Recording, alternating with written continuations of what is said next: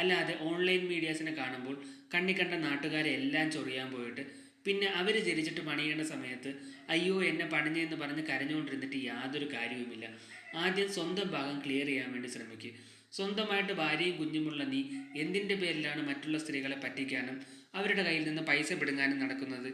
ഒരുപാട് ഇനോഗ്രേഷൻസും ഷോസും ഫാഷൻ ഷോസും ഒക്കെ ആയിട്ടുള്ള നിനക്ക് അത്യാവശ്യം നല്ല രീതിയിലുള്ള സാലറി തന്നെ ഒരു മാസം കിട്ടുന്നതാണ്.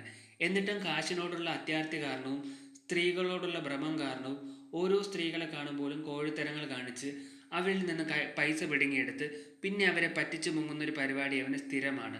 എത്ര എത്ര കേസുകളാണ് നമ്മൾ ന്യൂസിൽ കൂടെ തന്നെ കണ്ടത്.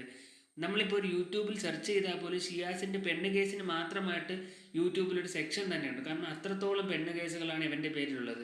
എന്നിട്ടും ഇവൻ നന്നാവത്തില്ല. ഈ ഒരു സംഭവം അല്ലെങ്കിൽ ഈ ഒരു ന്യൂസിന് ചെറുതായിട്ടൊരു മങ്ങൽ വന്നു കഴിഞ്ഞാൽ ഉടനെ ഓൺലൈൻ ന്യൂസിൻ്റെ മുന്നിൽ ചെന്ന് ഷോ ഇറക്കാൻ തുടങ്ങും. പിന്നെ ഇവനാണ് അവിടുത്തെ രാജാവ്. നാട്ടിലുള്ള ബാക്കി എല്ലാവരും വില കുറഞ്ഞ വ്യക്തികളും. അതാണ് ഈ ഷിയാസ് കരീമിൻ്റെ ഒരു ആറ്റിറ്റ്യൂഡ്. സോഷ്യൽ മീഡിയയിൽ വന്നു കഴിഞ്ഞാൽ ഇവനെപ്പോലൊരു മാന്യൻ വേറെയില്ല. പക്ഷേ സ്ത്രീകളുടെ പേഴ്സണൽ ഇൻബോക്സിൽ പോയിട്ട് പറയാത്ത വൃത്തികേടില്ല, കാണിക്കാത്ത കോഴിത്തരങ്ങളുമില്ല.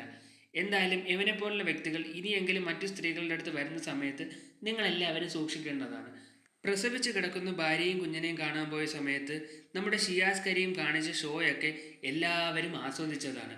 ഭാര്യയെ കെട്ടിപ്പിടിക്കുന്നു, ഉമ്മ കൊടുക്കുന്നു, കുഞ്ഞിനെ കാണുന്നു, അങ്ങനെ എന്തുമാത്രം പട്ടി ഷോയായിരുന്നു.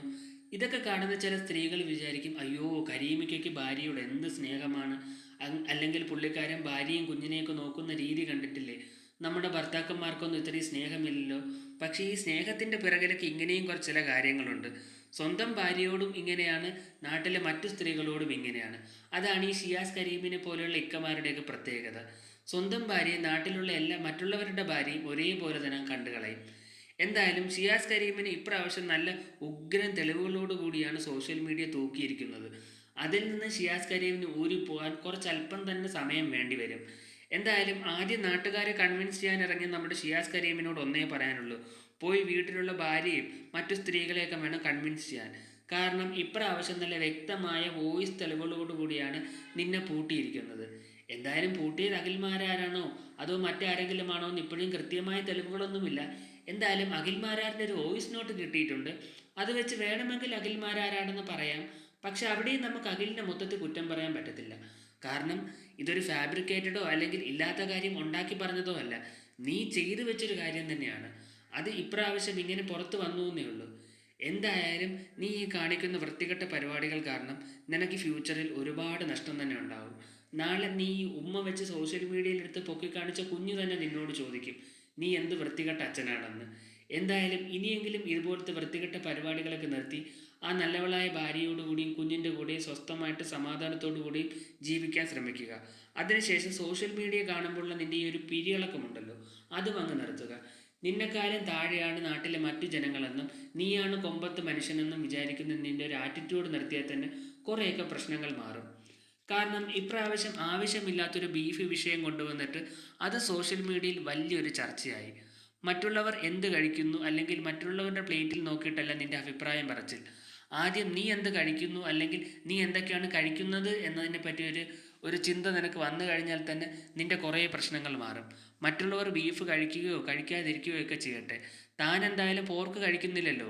അപ്പോൾ ഓരോരുത്തരും ഫുഡ് കഴിക്കുന്നതിൽ എന്തെങ്കിലുമൊക്കെ കാര്യം കാണും. നിനക്ക് പോർക്ക് കഴിക്കാൻ താല്പര്യമില്ല, അല്ലെങ്കിൽ നിങ്ങളുടെ മതത്തിൽ പോർക്ക് കഴിക്കരുതെന്നാണ് പറഞ്ഞിട്ടുള്ളത്, അതുകൊണ്ട് നിങ്ങൾ പോർക്ക് കഴിക്കുന്നില്ല എന്നും വെച്ച് മറ്റൊരു വ്യക്തി പോർക്ക് കഴിക്കുന്നത് അല്ലെങ്കിൽ ബീഫ് കഴിക്കുന്നതെന്നും ചോദ്യം ചെയ്യേണ്ട യാതൊരു ആവശ്യവുമില്ല. എന്തായാലും ബീഫിൽ തുടങ്ങിയൊരു കാര്യം ഇപ്പം നിൻ്റെ പെണ്ണ് കേസിൽ വരെ എത്തി നിൽക്കുകയാണ്. എന്തായാലും ബീഫ് വിഷയത്തിൽ കുറേ ആൾക്കാർ ഇളക്കി വിട്ടത് കൊണ്ട് തന്നെ ഈ പെണ്ണ് വിഷയത്തിൽ അവർ നിനക്കിട്ട് തിരിച്ച് നല്ലപോലെ പണി തരുന്നുണ്ട്. എന്തായാലും ഈ പണിയൊക്കെ ഏറ്റുവാകാൻ നീ അർഹൻ തന്നെയാണ്. കാരണം സ്വന്തമായിട്ട് ഭാര്യയും കുഞ്ഞുമുള്ള സമയത്ത് മറ്റു പെണ്ണുങ്ങളുടെ അടുത്തൊക്കെ പോയി ഇതുപോലത്തെ വൃത്തികെട്ട പരിപാടികൾ കാണിച്ച്, അതുമാത്രമല്ല 65 ലക്ഷം രൂപയോളം നീ തട്ടിയെടുത്തിട്ടുമുണ്ട്. അറ്റ്ലീസ്റ്റ് ആ പൈസയെങ്കിലും തിരിച്ചു കൊടുത്ത് ആ ഒരു കേസൊന്ന് സെറ്റിലാക്കാൻ നോക്ക്. എന്നിട്ട് വേണം നാട്ടുകാരെ ഉപദേശിക്കാനും അല്ലെങ്കിൽ സോഷ്യൽ മീഡിയയുടെ മുന്നിൽ വന്ന് ഗീർവാണം പ്രസംഗിക്കാനും. എന്തായാലും അകല് പണിഞ്ഞാലും മറ്റാര് പണിഞ്ഞാലും നീ ഇത് ചോദിച്ച് വാങ്ങിയത് തന്നെയാണ്. ഇനിയെങ്കിലും ഇതുപോലത്തെ വൃത്തികെട്ട പരിപാടികളൊക്കെ നിർത്തിയിട്ട് മര്യാദയ്ക്ക് ജീവിക്കാൻ നോക്ക്.